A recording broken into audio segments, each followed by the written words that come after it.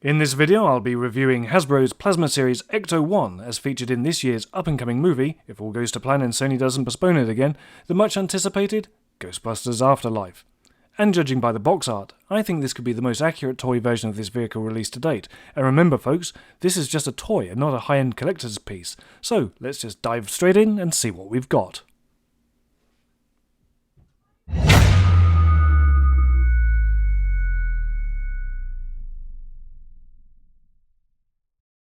The first thing people tend to do in reviews like this is to look at the packaging, and the most striking thing about this is the front box art, which clearly echoes the teaser trailer's first reveal of the Ecto-1, where it's been seen abandoned and rusting in an old barn, presumably having sat there for several decades. This is obviously a heavily doctored photograph of the actual toy, possibly a prototype or a pre-production sample, and is made to look like it's been hand-painted. But that's not fooling anyone, especially those with eyes in their head. Commenting just behind the Ecto-1 is a photograph of a barn. Probably not the actual set and just a stock image from somewhere, but this doesn't matter in the slightest.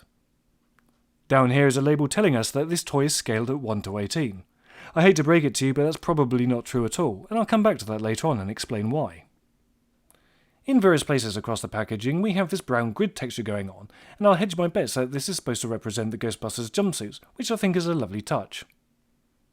On one side of the box we have this white on black partial schematic of the vehicle, and on the other a rather colourful depiction of it in a semi-pop art style. This is apparently in keeping with the Plasma Series 6-inch figure range, though I wouldn't know about that as I haven't seen them yet. Perhaps the most interesting thing so far in this box is this little label here on the bottom side, stating that this is an officially licensed General Motors product. As I said earlier, I think we can safely say that this is going to be the most accurate Ecto-1 toy, not collector's model, made to date because the previous toys didn't bother with the license, and so ended up being general impressions of the Cadillac design to skirt around the legalities of copyright. Here, this just isn't the case. The back of the box is attractively done, printed in matte black with contrasting highlights and high-gloss spot varnish, both on the artwork and the photographs. This adds a real touch of class and gives the feel that we've just bought something that is both a high-value item and a quality product. Speaking of photographs, we've got a bunch of them back here showing the various functions that this toy is capable of. This is mainly the outstanding feature of doors that can open and a chair that slides out. Steady now, don't get too overexcited. Before we get to the unboxing side of things, I know some of you out there like to keep the packaging for display, so to help you plan out your shelves, here's some dimensions for you. This box is 405mm wide, or 16 inches if you prefer Latin. It's 230mm or 9 inches tall. And finally, it's a little under 115 or 4.5 inches deep.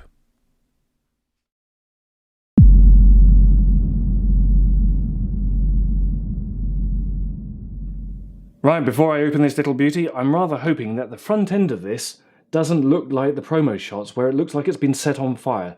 So wish me luck, and time to get the knife out and carefully open this box. Now, ordinarily I would just throw the box away and be rather cavalier in my opening, but I know people like to keep their boxes in mint condition, so let's get this thing open. Already I'm noticing, I think, that this is different to the way the US release opens, because I think theirs comes out that way. Ours slides out the other side, so yep, careful with the box. So what have we got inside? Bum. Yep, this looks like a case of arson. Arson? Yeah, arson around. Someone's been messing around with the airbrush, and the paint app is a little heavy-handed. Anyway, come and have a look at the contents of this, and let's demonstrate what this looks like. First impressions are good, bar that, which I think is slightly over-egged, but I'll get used to that. It's not too much of an issue. It's also nice to see that there's no plastic in terms of the packaging. It's all cardboard, so that can all be put in the recycling bin. Well, there are some plastic tags here.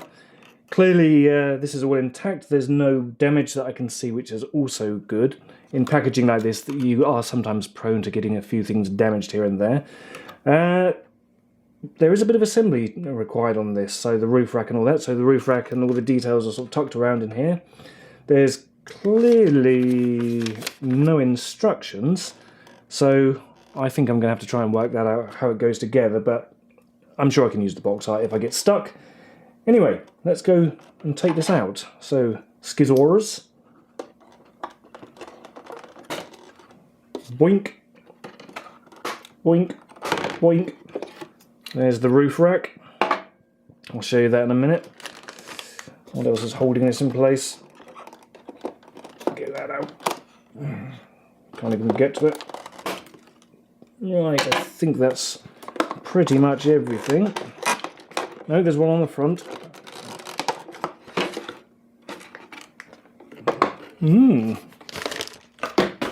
Recycling. So, that looks like everything. So this is the contents that you get in the box. Obviously the main vehicle itself, the good old Ecto-1. But as I said, you do have to put some of this together. So you've got your roof rack, your ladder, some hoses, some bits and pieces down here that go onto this. A ghost trap on wheels and some, I guess these are aerials and hoses maybe, I don't know. Right, well, I'm going to try and put all this together now. It can't be that difficult, surely.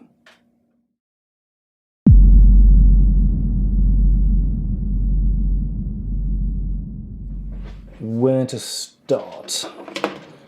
The roof rack. This thing. Where does that go? Oh, that looks like it goes in there. Whatever this is.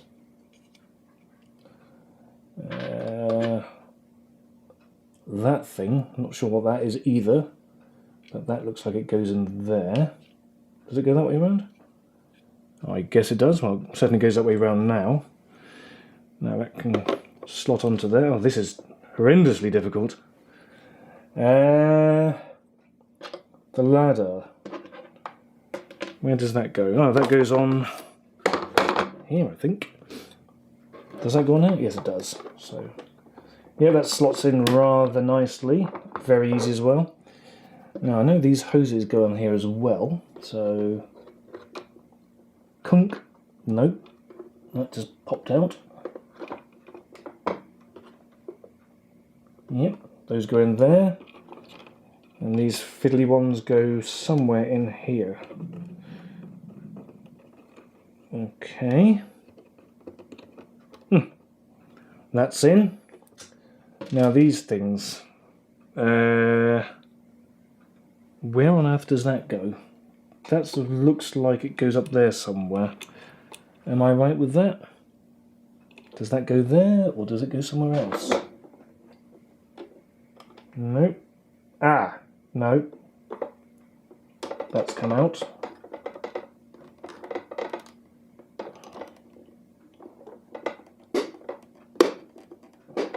That's a pain in the bum. In you go. Right. Where does this thing go? Okay, well there's a thing here. Let's put it in there and see where it leads to. God, that does not want to go in. Don't break it. Ah, that goes on there. Righty-ho. Push that in. Okay. So I know that's going to go in the back, so I'll do that later. Now, where does this go? I guess that one goes in there. And then this one goes in there, I think.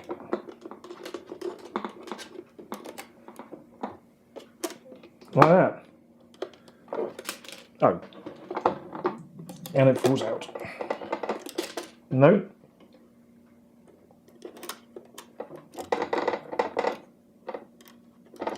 Well, that doesn't want to go in. Why does that one not want to go in? It's located correctly. There we are. Wow, those look ridiculous. That goes in the back. Yeah, we'll do that later.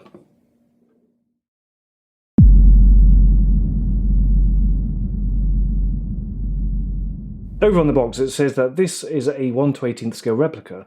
Well, that clearly won't fit with the previously released Plasma Series 6-inch figures because at that scale they're 1:12, you know, dollhouse size.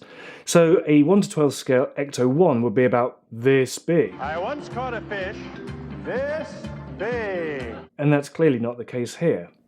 Now, there has been talk going around in fan circles that Hasbro will be releasing some 3 3/4 inch figures to fit with this vehicle. And if that's true, then the scale of this is much smaller than 1/18 and would actually be 1/19, or more accurately speaking, 1/19.2 scale.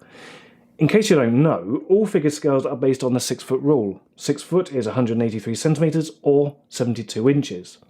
So, 72 inches divided by 3.75 inches equals 19.2. However, if the rumoured figures aren't actually 3 3/4 inch, but a 4 inch, then it truly would fit with this range because 4 inches is 1/18 scale. And to prove that, 72 inches divided by 4 inches equals 18. So let's wait and see what Hasbro do get around to releasing, if they release anything at all that is. But it really wouldn't surprise me if they did punt for the 3 3/4 inch figures to go with this, because it's not that uncommon for even toy manufacturers to completely cock up their scales, and believe me, I've seen this happen so many times, just over and over again, which is weird because the maths is so simple to check and verify.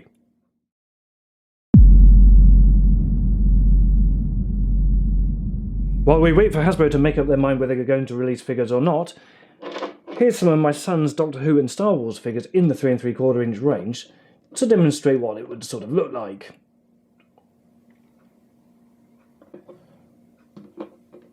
Nope, typical character options. One leg is always shorter than the other. You can even see it, look. Anyway, you can sit there then. And while we're talking about sizes and scales, let's just have a quick measure of this. So the toy measures about 36 centimeters from front to back, that's about 14 1/4 inches. Width-wise, it measures 12.7 centimeters, that's 5 inches. And from the base to the lamp, it's approximately 10 centimeters or 4 inches. That's quite a sizable toy, actually.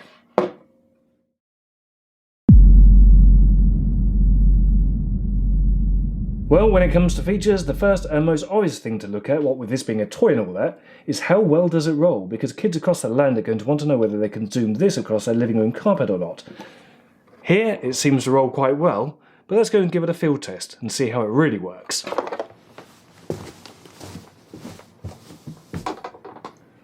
Boom, boom, boom, boom. That crashed, but at least it rolls.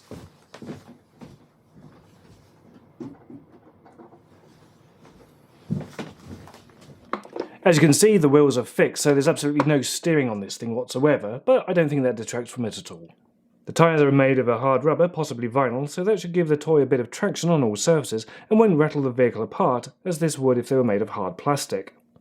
Speaking of plastic, the Ecto-1 is predominantly injection moulded in ABS, so there's a sense of rigidity and durability about this toy. Torsionally, there's no real movement here to speak of, so that's excellent for playability matters in the long run. Plant-on details are usually quite prone to snapping, but I'm happy to report that actually they seem to be quite durable. The roof rack and the lights are ABS, but everything else, such as these antennas, the hoses, even these tiny little lamps, are all made from vinyl, and look, they don't snap. Despite this being a toy, there's absolutely no light or sound function. I'm absolutely fine with that because I find it a pointless feature anyway. Kids might like it, but I don't care for it. The only other functions that it does have is that some of the doors open. There are 5 of them here, and only 4 actually operate. Right, up at the front here, the driver's door opens to reveal his cab and his steering wheel and all the little details in there. And if I move it right round to the other side, the passenger door also opens. All we need now is some figures to go in there. Moving round to the back of the vehicle, we've got a door here that opens up to reveal Egon scientific equipment and this little ghost trap here. In fact, it pops out. Like so. So here's your tiny remote trap vehicle. Does it roll? Well, not on this surface, but I'm sure it will on carpets. Moving on to the final door that opens just behind the passenger side is a little chair that slides out, if I can do it without breaking it, to reveal a gunner's seat complete with a little proton pack. It rotates through 360 degrees if I don't break it off, and there is, I presume, a little weapon. Bit stupid, to be honest, sitting right there, but there you are. Anyway, this supposedly slides nice and gently in. Door shut, there you go.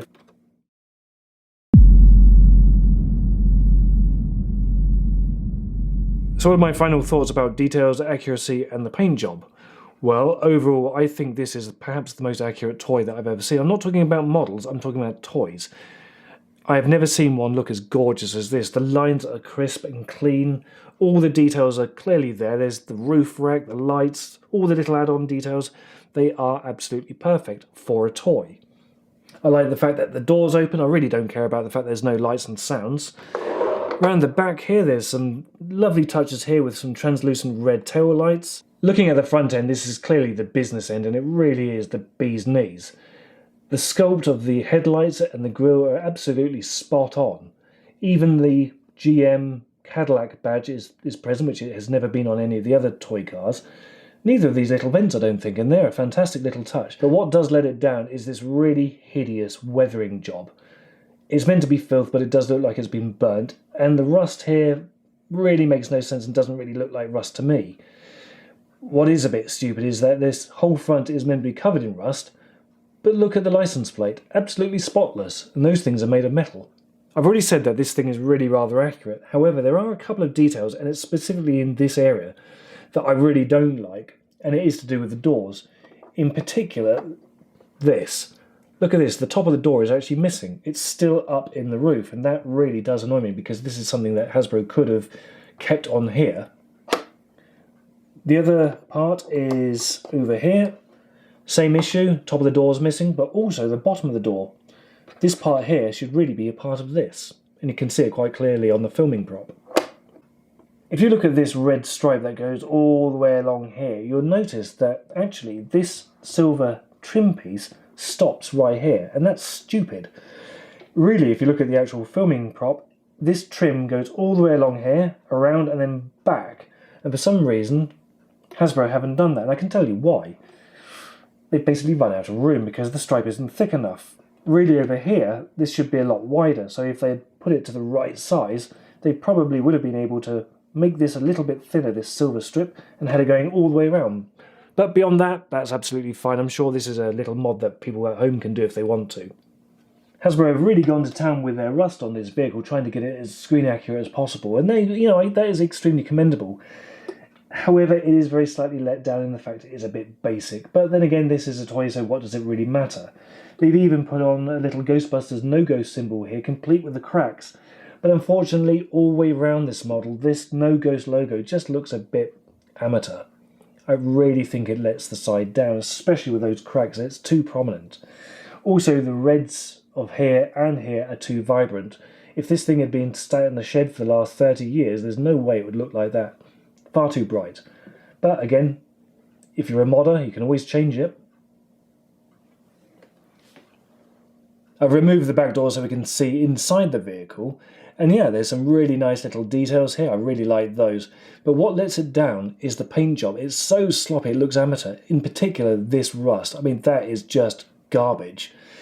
Again, if you're a modder, I would say go ahead and repaint this because it is quite terrible. That said, it is a toy, and for the most part, the doors are going to be shut, so we're not going to see it. But you know that crap is going to be in there. Where the paint job does redeem itself is on these tyres, actually. That looks quite realistic, and I'm really pleased with the way they've done that. Admittedly, it is spoiled a little bit by the rather rubbish rust, but what can you expect? Okay, I know I've given this thing a bit of a rough ride with the horrible paint job and the no-ghost symbol, but it is a toy and you can't expect perfection. If you want perfection, then go and buy a high-end collector's model. This is a toy, and I got this thing for about £50. And for that £50, I think this is an absolute steal. I mean, the detail on it is just amazing. Now, if you're wondering where I got mine from Star Action Figures here in the UK. Their address is staractionfigures.co.uk. It cost me just under £50. Postage, I think, was about £2. And actually, I've never dealt with these people before, but they were a real pleasure to speak to. I ordered it on the Sunday, it was dispatched on the Monday, and it got here by Thursday morning. Fantastic delivery service, fantastic people to deal with. So, overall, this is an absolute steal for £50. If you're a Ghostbusters fan, get it. If you're not a Ghostbusters fan, still get it and send it to me, because I could always do with another one. Maybe I'm going to modify it. But anyway, that's my review. Thanks for watching. I'll speak to you again soon.